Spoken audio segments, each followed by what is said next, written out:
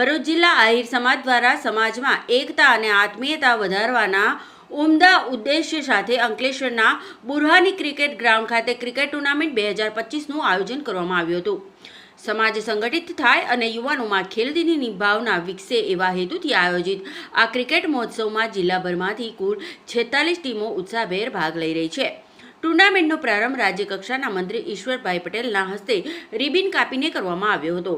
આ પ્રસંગે આહિર સમાજના અગ્રણીઓ નટુભાઈ જીએ કાપડિયા, દિનેશભાઈ આહિર, પરસોત્તમભાઈ આહિર, ડાયાભાઈ આહિર, સુરેશભાઈ આહિર, નીરુબેન આહિર તેમજ સમાજના અન્ય આગેવાનો ઉપસ્થિત રહ્યા હતા।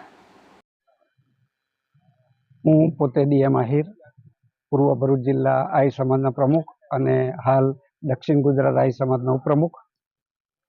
અત્રે આજરોજ બુરહાની ક્રિકેટ ગ્રાઉન્ડ પર આહિર સમાજની 18મી સિઝન ક્રિકેટની રમાવા જઈ રહી છે, તો તેનું આજે એક ઉદ્ઘાટન પ્રસંગ યોજાયો, જેમાં આપણા ગુજરાત સરકારના મંત્રી શ્રી ઈશ્વરભાઈ પટેલ સાહેબ હાજર રહ્યા તથા વિવિધ સંસ્થાઓના પ્રમુખશ્રીઓ, વિવિધ જગ્યાના આગેવાનો, વિવિધ સમાજના આગેવાનો અને પદાધિકારીઓ હાજર રહ્યા, ભાઈઓ બહેનો હાજર રહ્યા અને ક્રિકેટ રસિકો દરેક ટીમના પ્લેયરો હાજર રહ્યા। અને આજે વરસાદનો માહોલ હોવાથી ટુર્નામેન્ટ રમાઈ શકે એમ આજે નથી, પરંતુ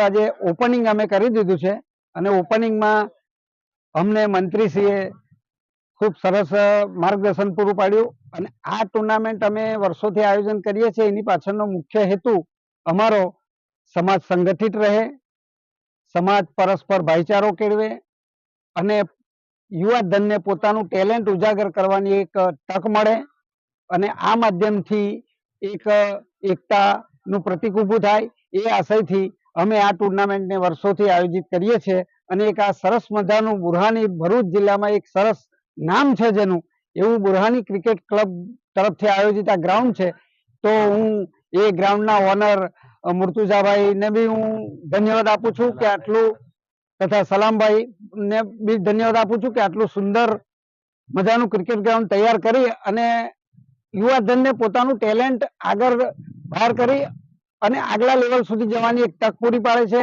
અહીંયાથી ઘણા રણજી પ્લેયરો પણ આગળ ગયા છે અને ભરૂચ પ્રીમિયર લીગ બી આ ક્રિકેટ ગ્રાઉન્ડ પર રમાય છે।